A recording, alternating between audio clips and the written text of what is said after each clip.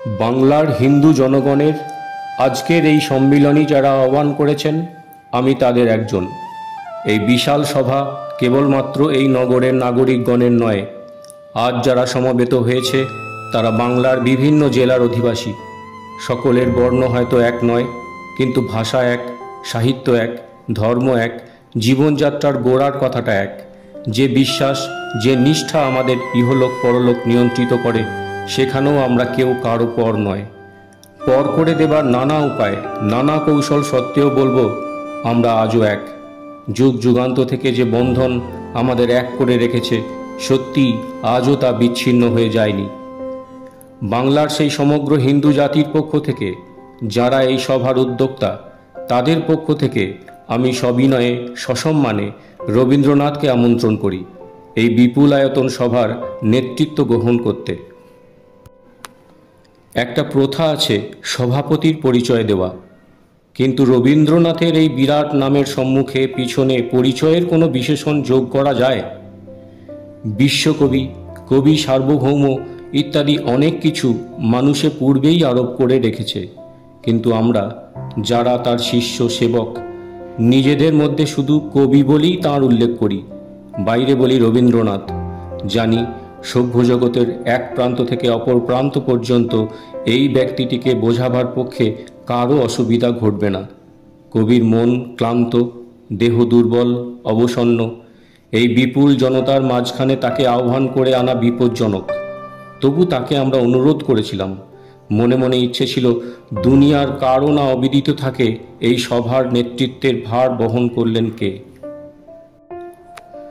কবি স্বীকার করলেন, বললেন ভালো, তার বক্তব্য তার নিজের মুখ দিয়েই তবে ব্যক্ত হোক।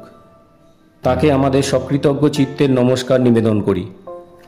ভারত রাজ্য শাসনের নূতন যন্ত্র বিলাতের মন্ত্রীগণ বহুদিনের বহু যত্নে প্রস্তুত করেছেন। জাহাজে বোঝাই দেওয়া হয়েছে এলো বলে। তার ছোট বড় কত চাকা, কত দণ্ড, কত কলকবজা, কোনটা কোন দিকে ঘোরে, কোন দিকে ফেরে, কোন মুখে এগোয়, আমরা কেউ ঠিক জানি না। এবং মূল্য তার শেষ পর্যন্ত যে কি দিতে হবে সে ধারণাও কারো নেই। যন্ত্র নির্মাণের সময় মাঝে মাঝে শুধু খবর পাওয়া যেত এদেশ থেকে ওদেশে বহু বুদ্ধিমান চালান দেওয়া হয়েছে বুদ্ধি দেবার জন্যে। কি বুদ্ধি তারা দিলেন সে সূক্ষ্ম তত্ত্ব আমরা সাধারণ মানুষে বুঝি নে। কেবল এইটুকু বোঝা গিয়েছিল, এক পক্ষ তারস্বরে অনেক চিৎকার করেছিলেন ও নূতন যন্ত্রে তাদের কাজ নেই, এবং অপর পক্ষ ধমক দিয়ে বলেছিলেন আলবাত কাজ আছে, চেঁচিও না।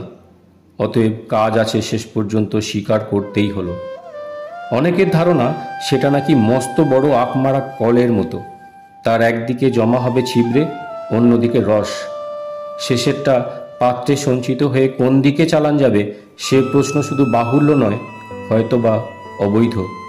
ভয় আছে, তথাপি প্রশ্ন করা চলে। রাষ্ট্র ব্যবস্থায় ধর্মবিশ্বাসী কি হয়ে দাঁড়ালো সকলের বড়, আর মানুষ হলো ছোট? যে ব্যবস্থা জগতের কোথাও নেই, কোথাও কল্যাণ হয়নি, এই দুর্ভাগা দেশে তাই কি হলো স্পেশাল অ্যান্ড পিকিউলিয়ার সার্কামস্ট্যান্সেস? আর সে কেউ বোঝে না নাবালকের ট্রাস্টিরা ছাড়া। কিন্তু এ হলো পলিটিক্স। এ আলোচনা করবার ভার নেই আমার উপর। এ বিষয়ে যারা ওয়াকিবহাল তারাই এই তত্ত্ব বুঝিয়ে দেবার যোগ্য পাত্র, আমি নয়। তবুও পরিশেষে একটা কথা বলে রাখি, কারো কারো ধারণা আমরা বিলেতে মেমোরিয়াল পাঠিয়েছি সুবিচারের আশায়। সে বিশ্বাস আমাদের কারো নেই। আমরা পাঠিয়েছি অন্যায়ের প্রতিবাদ। নূতন শাসন ব্যবস্থার আগাগোড়াই মন্দ। সেই অপরিসীম মন্দের মধ্যেও বাংলায় হিন্দুরা ক্ষতিগ্রস্ত হলো সবচেয়ে বেশি। আইনের পেরেক ঠুকে তাদের ছোট করা হলো চিরদিনের মতো।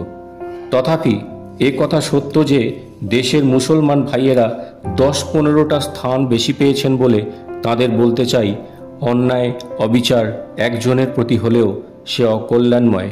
তাতে শেষ পর্যন্ত না মুসলমানের, না হিন্দুর, না জন্মভূমির কাহারও মঙ্গল হয় না।